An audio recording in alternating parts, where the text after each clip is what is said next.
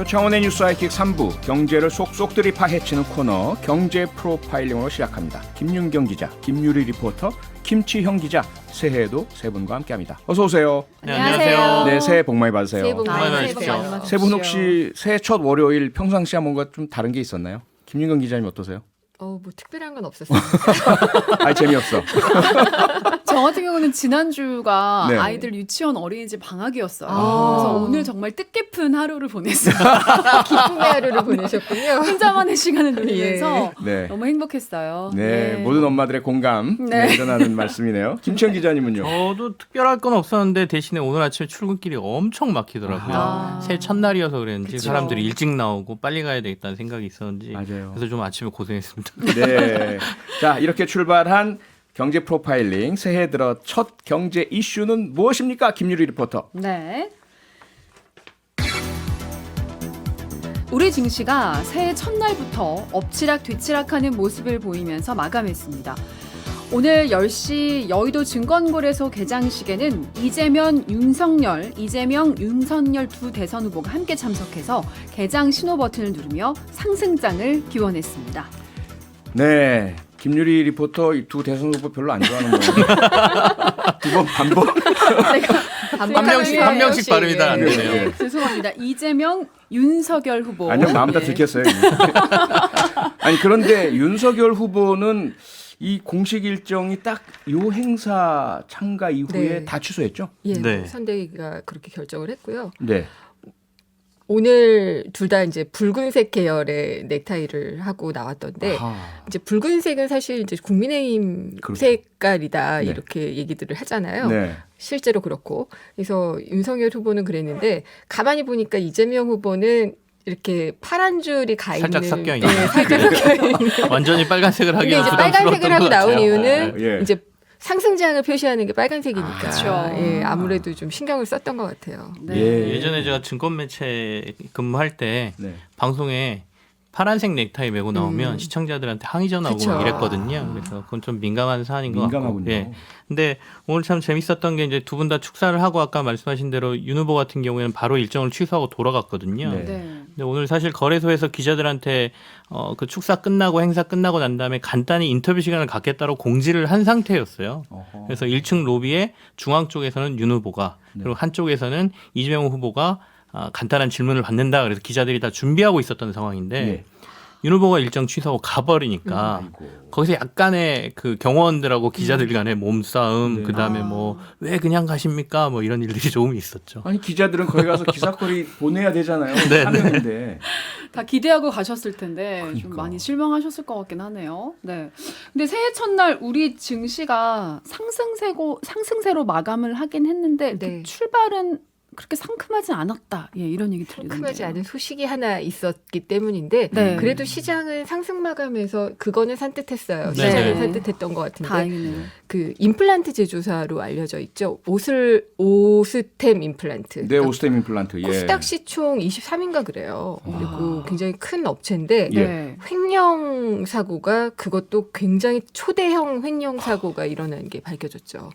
예. 여기가 이제 회사 자산이 1조 3천억이고 이제 그중에 9,800억이 부채고 자본금이 2,590억인데 그중에 1,890억 원을 횡령을 당한 겁니다. 한 명의 내부 직원. 직원이 예. 자금을 관리하고 있던 내부 직원에 네. 의해서. 예. 그렇게 되니까 뭐 주주들은 풍비박산인 와. 상황을 맞이할 수밖에 없고요. 네. 이제 거래소가 이렇게 되면은 자기 자본의 5% 이상을 횡령 배임한 사실 이게 드러나게 되면은 예. 이제 바로 상장 적격성 실질 심사를 하게 돼요. 그러니까 상장을 계속 유지를 해도 좋은지 아니면은 네. 이런 기업이면은 폐지를 시켜야 되는지 아, 아니면 개선의 여지를 줄 것인지를 결정하게 되는데 15일 이내에 와, 한 명의 예. 직원의 범죄 행위가 회사 전체의 상장 폐지까지 네. 만들 수 있군요. 네. 그래서 지금 아주 위중한 상황이라고 할 수 있습니다. 와. 이게 네. 바로 거래 정지가 돼버렸습니다. 그러니까 그래요? 새 벽두부터 사실 오스템 임플란트라는 주식을 갖고 있던 분들 같은 경우에는 네. 진짜 청천벽력이죠. 갑자기 내가 투자한 돈을 찾지도 못하고 거래도 못하는 상황이 돼버렸으니까요. 어이구. 더군다나 잘못하면 그 아까 말씀하신 대로 상장 폐지 요건에도 들 수 있는 상황인데 네. 얼마의 돈을 회수할 수 있는가가 이제 가장 큰 관건일 것 같고요. 오스템 임플란트가 아까 시총 23이라고 말씀하셨지만 사실 전체적으로 우리나라 의료 기기 회사로 보면 거의 1위 회사에 가깝거든요. 작년에 워낙 코로나 때문에 그 진단 회사들이 시가총액이 굉장히 많이 커졌어요. 그러니까 네. 주가가 많이 올랐습니다. 근데 그 두 회사를 제외하면 오스템 임플란트가 거의 우리나라 1위 회사에 가깝고요. 그리고 외국인 지분도 44%나 있어서 이게 단순히 직원 한 명이 저지른 범죄 때문에 회사의 상폐가 된다 안 된다의 문제가 아니라 우리나라 시장 정책 신뢰의 문제까지도 갈 수 있는 그런 사건이다 이렇게 볼 수 있습니다. 코스닥 시장에 대한 신뢰 자체가 흔들릴 수도 있는 그런 사건이라고 볼 수가 있는데 네. 이 직원이 재밌다고 표현을 하면 안 될 것 같고 이건 정말 황당하죠. 황당하다라고 네. 표현을 해야지 될 것 같은데 그 돈을 횡령해가지고 다른 회사 주식을 샀어요. 네? 그 어느 회사인가요? 동진 세미캠이라는 반도체 장비 회사예요. 아이고. 이 동진 세미캠 주식을 사서 돈을 벌어가지고 글쎄요, 다시 김치영 기자가 아까 얘기하기로는 다시 넣을 생각이었을 수도 있을 것 같다 이렇게 얘기를 했는데 아마도, 예, 근데 불리기는커녕 손해를 보고 팔았어요. 손절을 하고 이제 그 횡령 사실을 알고 있는 이제 회사로서는 이제 고발 조치에 들어가서 이 돈을 회수할 수 있을 것인지 아닌지는 좀 확인을 해봐야 되는데 네. 그것도 가짜 뉴스에 이 동진 세미캠 주식을 샀어요. 어허. 삼성전자가 뭐 인수할 것이다, 뭐 이런 네. 가짜 뉴스가 있었는데 그걸 믿고 사서 손해를 보고 회사에도 막대한 피해를 미치고 코스닥 시장의 신뢰까지 흔든 거죠. 하하. 이게 근데 어떻게 이게 네. 한 사람의 일탈이라고 보기에는 너무 그죠. 어마어마하고 네. 큰 사건이라서요. 도대체 이게 말도 안 되는. 조사를 해보면 어떤 결과가 나올지는 모르겠는데 지난해 10월에 이슈가 좀 됐었습니다. 동진 세미캠을 갑자기 어떤 개인 한 명이 네. 1,400억 이상 매수를 했거든요. 아, 예. 그래서 뭐 7% 이상의 지분을 확보하니까 슈퍼개미 한 명이 나타났다. 오. 라고 그래서 시장에서 굉장히 이슈가 됐고 도대체 어떤 사람이냐라고 아하. 했었는데 파주에 결국에는 사는. 이런 분이었던 거죠. 예. 아니 근데 제가 상식적으로요 그 오스템 임플란트 같은 그런 우량 회사 네. 시총 23위에다가 한국 의료기기 제1위 회사인데 한 명의 직원이 네. 자본금의 거의 90% 이상을 한꺼번에 횡령을 해서 마음대로 투자하고 네. 이렇게 하도록 방치할 수 있는 겁니까? 이 주식회사 시스템 자체가? 경영이 방만했다는 증거기도 할 테니까 이게 더 충격이죠. 그렇겠네요. 예. 그렇겠네요. 그동안 이런 거를 뭐 한 사람 시스템이 아니라 이 사람한테 맡겨왔다는 그런 증거일 수도 있는 거고 네. 그렇기 때문에 회사의 신뢰도에는 확실히 금이 가는 그런 상황이죠. 사실 이 얘기는요, 그냥 영화라고 해도 에이 맞아요. 네. 설정 너무 너무 영화 억지야. 같아. 너무 비현실적이야. 네, 너무 이래요. 비현실적인 억지야라고 생각하면서 믿지 않을 허구라고 해도 믿지 않을 얘기인데 너무 황당해요. 진짜. 네. 임원도 아니고 직원이거든요. 네. 그래서 이제 관리하는 임원들 책임 문제가 분명히 있을 테고요. 그리고 예. 사실 상장사들이 분기별로 감사를 받긴 하는데 외부 감사를 받는 거는 반기회에 받습니다. 그러니까 상반기, 하반기에 받다 보니까 이제 하반기 감사 받기 전까지 이 돈을 쓰고 빨리 집어넣으면 되겠다라는 생각을 했던 것 같고요. 그래서 10월 달에 사고 12월에 이 사람이 팔았어요. 12월 한 10일 정도에 다 판 걸로 보이는데 그래서 돈도 못 벌고 아하. 결국에는 큰 사고가 터진 거죠. 아, 이게 좀 가슴이 좀 떨려가지고요. 조금 식히기 위해서 광고 좀 듣고 다시 바로 돌아오겠습니다. 네, 새해 첫 경제 프로파일링 김윤경 기자, 김유리 리포터, 김치형 기자 세 분과 함께 우리 증시 개장 현황부터 짚고 있는데요. 오스템 임플란트의 직원 한 명의 자본 90%, 1,800억 원 횡령 사건 때문에 제가 잠시 좀 정신이 혼미한 상태였습니다.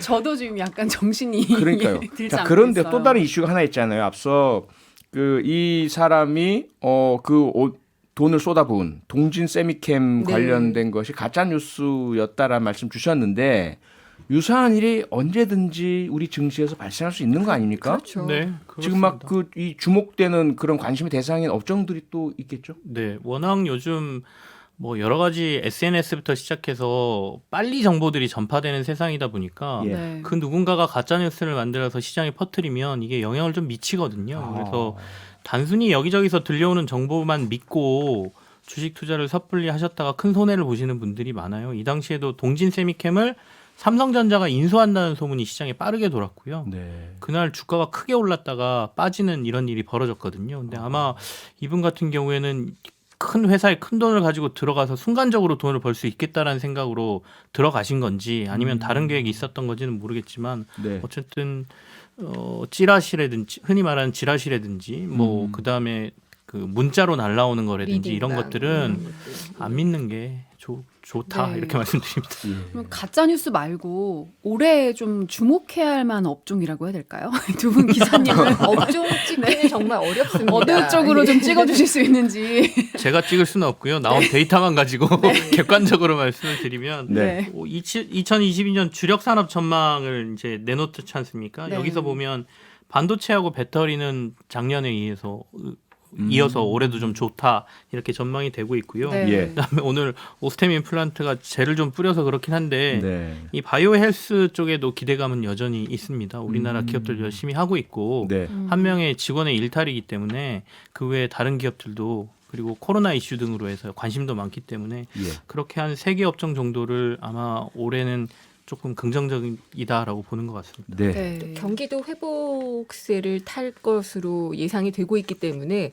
경기 민감주에 대한 주목도 하시는 편이 좋겠고요. 네. 지금은 좀 너무 많이 먼 얘기다라고 생각하실지 모르겠지만 대선 후보들도 많이 띄우고 있는 친환경 네. 관련해서 이제 뭐 정책적인 수혜를 받을 수 있는 종목 이런 것들도 생각을 해보시면 좋지 않을까 이런 생각이 들어요. 네. 네. 그리고 전체적인 우리 증시에 영향을 미치는 또 하나의 요인 환율이잖아요. 네.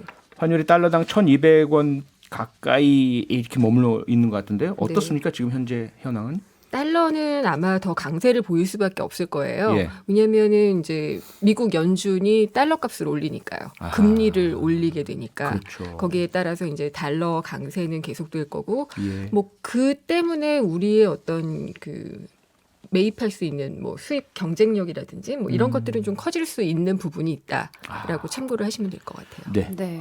환율은 사실 뭐 1,200원을 넘어가면 좀 부담스럽긴 하지만 말씀하신 것처럼 그렇게 됐을 경우에는 우리가 해외에서 수입할 때 네. 조금 더 이득이 있어서 장단이 있거든요. 다만 속도의 문제인 것 같습니다. 갑자기 오르거나 갑자기 떨어질 때는 시장이 굉장히 혼란스럽기 때문에 그것만 없다라고 하면 환율은 어차피 내년에는 달러 강세 속에 한 이 정도 선에서 계속 유지되는 게 아닐까라는 네. 전망이 강한 것 같습니다. 예. 우리 수출에 유리하겠죠? 달러가 네. 올라가면. 그렇죠. 네. 네네네.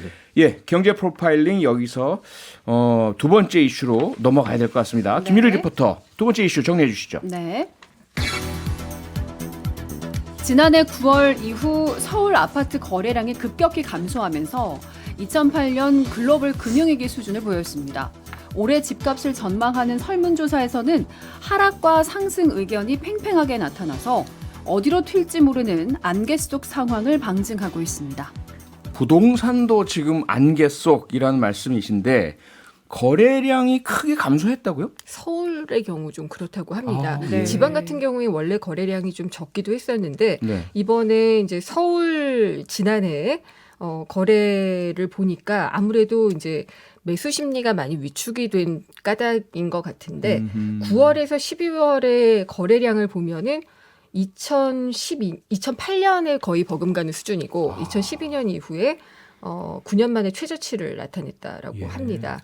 그래서 이게 지금 나타내고 있는 것은 일단 갈 길을 몰라 하고 있는 그런 매수자들의 어떤 심정을 나타내주는 지금은 그런 못 사겠다. 지표인 것 같고요. 아하. 근데 이제 이게 보니까 구별로 보면은 상대적으로 중저가 아파트가 있는 동네, 네. 노도강이라고 해서 노원, 도봉, 강북 지역. 아. 네. 이곳 같은 경우에 거래량이 더 많이 감소를 했거든요. 예. 근데 이런 걸 본다면은 이제 부동산 시장이 어떻게 갈지를 보면서 이제 매수를 주저하는 가운데 양극화가 살짝 이루어지지 않을까 이런 생각도 약간 들었어요. 양극화요. 왜냐하면 공급이 많이 이루어지고 예. 그 다음에 이제 세금도 많이 깎아주고 양도세도 이제 중과를 유예해주겠다. 뭐 이런 얘기들이 나오는 걸 보면은. 네. 그러니까 뭐 똘똘한 한 채를 갖고 있는 것이 좀 유리할 수 있다라고 생각을 하면은 강남 집값은 지금 관망을 보이고 있지만 조금 더 오를 가능성도 있어 보이고 이렇게 외곽 쪽으로 갈수록 조금 거래가 한산해지는 그런 현상이 나타날 수도 있지 않을까라고 조심스럽게 좀 예측을 해봅니다. 네. 이게 오른다라는 관점에서 바라보고 있으면 네. 사실 아까 말씀하신 것처럼 중저가 아파트들이 올해 엄청 많이 올랐거든요. 그걸 그렇죠. 이제 보통 증권시장에서는 키 맞추기라고 얘기를 합니다. 그러니까 오른 종목은 놔두고 가만 보니까 주변을 돌아보니 안 오른 종목들이 보이는 거죠. 그럼 예. 그게 따라 오르는 거거든요. 아하. 그리고 나면 나타나는 현상이 이전에 올랐던 데가 다시 오르는 거예요. 네. 그렇게 얘기하면 아까 말씀하신 서초구라든지 강남, 강남이라든지 원래 우리가 부동산 강세라고 하는 지역들이 올해도 만약에 부동산 시장이 강세를 보인다면 다시 거기가 강세로 갈 가능성이 있다라고 전문가들이 얘기하시는 분들이 꽤 있고요. 거래가 이렇게 줄었는데 가격대가 작년에 오른 건 굉장히 좀 특이한 현상이어서 네. 2015년도, 16년도, 17년도가 서울이 10만 건 이상 거래가 이루어졌는데 뭐 올해는 작년에는 4만 건이니까 엄청나게 많이 줄어든 상황이거든요. 아하. 반대로 보면 거래가 너무 적어서 가격이 더 올랐다라고 볼 수도 있는 네. 거죠. 호가가 올라 있는 걸 그냥 바로바로 사버리니까. 네. 그래서 물량이 나오기 시작하면 시장은 좀 조정을 받을 가능성도 있다. 팽팽하게 좀 의견들이 갈리는 것 같습니다. 네. 주택 거래량이 이렇게 급감한다. 어쨌든 이건 뭔가 변곡점이 된다는 신호 아닌가요? 지금 변곡점이 될 수밖에 없는 게 네. 대통령 선거, 지방 선거 이런 것들을 다 앞두고 있고 가계부채 관리는 더 강화가 되고 아하. 또 뭐 이제 금리는 오르고 이런 상황이기 때문에 이런 외부 변수들이 다 있어서 네. 부동산 시장의 어떤 향방을 그 변곡점이 될 수 있게 만드는 상황이기 때문에 변곡점이라고 볼 수도 있는 것 같아요. 아하. 예. 하반기는 이제 부채를 워낙 조였기 때문에 네. 거래를 하기가 힘든 상황이었고요. 가장 큰 변수는 저도 대선인 것 같습니다. 대선 이후에 부동산 정책이 어떻게 변할지를 모르니까 다들 그냥 일단 관망을 하고 있는 것 같고요. 그러니까 정권이 교체되든 아니면 뭐 여당 후보가 다시 되더라도 정책은 바뀔 거라고 보고 있기 때문에 예. 사람들이 그 정책 나오고 난 다음에 내가 가지고 있는 걸 팔든지 아니면 또 사는 데 나서든지 결정을 하겠다라는 게 확실히 데이터에서도 보이는 시장입니다. 네. 그래서 그런지 한 부동산 관련 앱에서 설문조사를 했는데 집값이 오를 거다, 네. 아니다 내릴 거다 이렇게 양쪽 의견이 굉장히 팽팽하더라고요. 직방이라는 곳에서 이제 네. 설문조사를 했는데 네. 그러니까 상승할 것이다라고 본 응답자가 39% 정도 되고요. 네. 그다음에 하락할 것이다라고 응답한 사람이 44% 정도 되더라고요. 그러니까 거의 비슷한 거죠. 예. 근데 흥미로운 것은 무주택자일수록 집값이 하락하는 것을 점치는 비중이 높았고요. 희망인 것 같아요. 희망 섞인. 무주택자들의 네. 희망이죠. 네. 그리고 주택을 갖고 있는 사람들은 더 상승할 것이다라고 답변을 한 것 같아서 예. 각각의 상황에 맞게 좀 전망을 한 것 같기는 해요. 네. 근데 이제 뭐 하락할 것으로 예상한 이유를 보면은 지금 가격 수준이 너무 높다.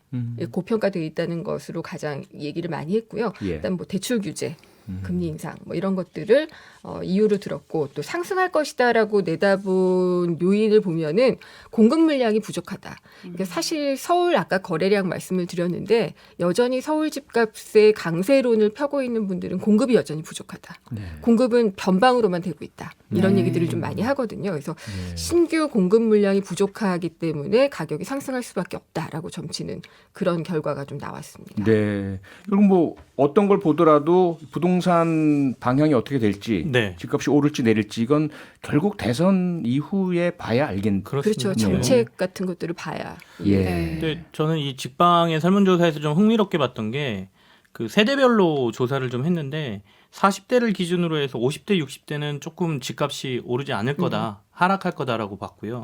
젊은 세대일수록 집값이 오를 거다라고 전망을 했거든요. 네. 그렇게 보면 이번에도 올해 가장 많이 나온 게 뭐 영끌이다 뭐 이런 네. 단어들 많이 썼잖아요. 예. 여전히 젊은 층에서는 집을 사고 싶은 욕구가 굉장히 강하다. 아. 오를 거에 대한 두려움이 강하다는 거기 때문에 만약에 조금이라도 부동산 시장이 꿈틀거리는 모습이 보이면 다시 20, 30대는 영끌을 하는 수요가 폭발할 수도 있다. 예. 이거는 좀 저희가 눈여겨봐야 되는 데이터라고 보입니다. 네.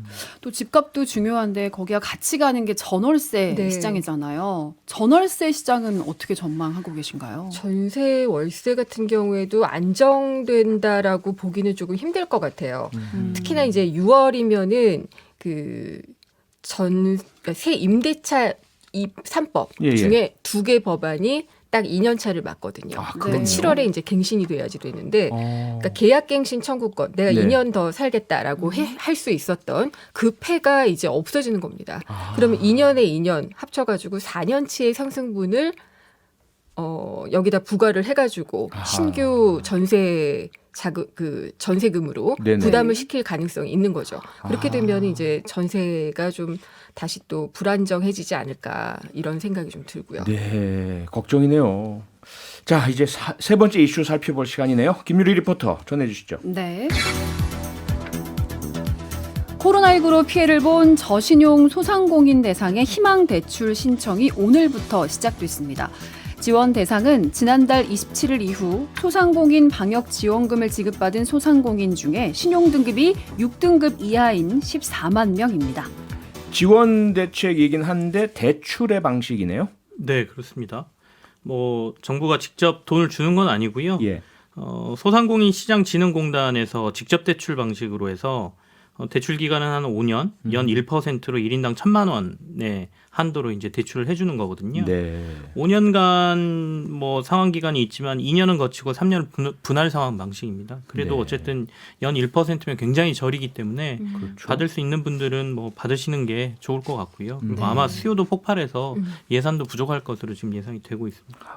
이건 어디서 어떻게 신청을 하는 건지 궁금해요. 인터넷으로 할 수 있고요. 네. 그러니까 소상공인 정책자금 그 인터넷 홈페이지에 들어가시면은 할 수가 있고, 거기에 이제 별도 알림창이 있어가지고 본인의 신용 점수 같은 것도 확인할 수 있다고 하고요. 네. 그다음에 이제 접속이 많이 몰릴 것으로 예상이 되기 때문에 출생 연도 끝자리를 가지고 10부제로 운영을 한다고 해요. 12일까지. 네. 13일부터는 이제 그것과 관계없이 신청을 하실 수가 있다라고 하고, 네. 뭐 굉장히 빠르게 심사가 통과되면 바로 대출 승인을 해준다고 하니까 네. 예, 홈페이지를 통해서 신청을 네. 해보시면 네. 좋을 것 같습니다. 소상공인 정책자금 홈페이지요. 네. 네네. 네. 그래도 이미 대출을 기존에 받으신 분들도 있는데 그런 네. 분들도 할 수 있나요? 상관없나요? 11월에 시행했던 일상회복 특별융자라고 있었거든요. 네. 그걸 받으신 분은 안 되고요. 네. 나머지 다른 대출은 상관없다고 합니다. 네. 다만 이제 세금 체납이나 금융기관 연체, 현재 휴폐업을 하고 있으면 또 대출이 안 되는 건 있어서 네. 이거는 좀 안타깝긴 하지만 좀 주의를 기울이시고 한번 알아보시면 될 것 같습니다. 네. 세금 체납이 있으시면 더 힘드시다는 얘기인데 그렇긴 대출도 한데 어렵고. 정부 입장에서는 정책 자금을 또 세금을 안 내는 분에게 지원했다라는 또 반대 여론도 있기 때문에 그렇네요. 네. 소상공인 지원 아직까지 많이 부족해 보이고 계속 돼야 될 것 같은데요. 새해 예산 재원이 충분히 잡혀 있나요? 그러니까 지금 추경 얘기가 나오고 있잖아요. 네, 그렇죠. 근데 추경 얘기가 1월에 벌써 나오는 거는 저는 거의 그러니까요. 처음인 것 같아요. 네. 예. 그러니까 지금 3월에 대선이 있고 손실 보상을 소상공인한테 이제 먼저 해주겠다는 지금 입장이 나왔거든요. 네. 기획재정부하고 중소벤처기업부가 설 연휴 전까지 500만 원을 미리 지급해주겠다라고 얘기를 했는데 이게 이제 4분기 거하고 1분기 거를 합쳐가지고 보상분을 250만 원씩 500만 원을 주는 겁니다. 근데 만약에 근데 1분기에 그 1분기 손실 보상에 확정되는 그 시점은 4월이에요. 3월이 다 지나야지 집계가 되니까. 네, 그렇죠. 그러니까 집계되기 전에 주고 그 다음에 계산을 해가지고 만약에 다시 가져가야지 되는 게 있다 그러면 다시 가져갈 수도 있는데 아하. 그거는 아까처럼 연 1%의 대출로 다시 네. 가져가겠다고 얘기를 하고 있어요. 근데 일단 500만 원씩을 다 주려면은 예산이 지금 2조 7,500억 원이 필요하다고 하거든요. 네. 근데 지금 손실보상 예산으로 3조 정도가 있는 것으로 알고 있기 때문에 네. 뭐 7, 80%의 예산이 그렇죠. 여기에 쓰이게 3조 되면은 2천억이 예. 정부가 확보한 예산이니까 네. 그렇게 보면 한 5천억밖에 안 남는 거거든요. 그렇죠. 그러네요. 그래서 이제 추경 추경 얘기가 얘기가 나오는 게 더 코로나의 이 사태가 더 길어지거나 앞으로 방역이나 이런 것들이 더 강화된다라고 하면 조금 더 돈이 들 것 같은데 빨리 확보해야 된다. 그래서 여당 쪽에서는 지금 연초부터 이재명 후보가 30조의 추경을 만들자라고 강력하게 얘기를 하고 있고 예. 야당 쪽에서는 원칙적으로는 찬성, 뭐 한 50조까지도 얘기를 하고 있거든요. 네. 그렇지만 어쨌든 예산안은 정부가 짜서 넘기는 거니까 그렇죠. 정부랑 짜서 넘기면 우리가 국회에서 빠르게 논의를 해줄게 뭐 이렇게 원칙적으로 얘기를 하고 있는 상황인 거죠. 네. 정부도 입장이 조금 선회하는 것 같아요. 그러니까 지금 김부겸 총리가 최근에 방송에 나와서 이제 선거 때문에 선심성이다 이런 논란은 있겠지만은 예.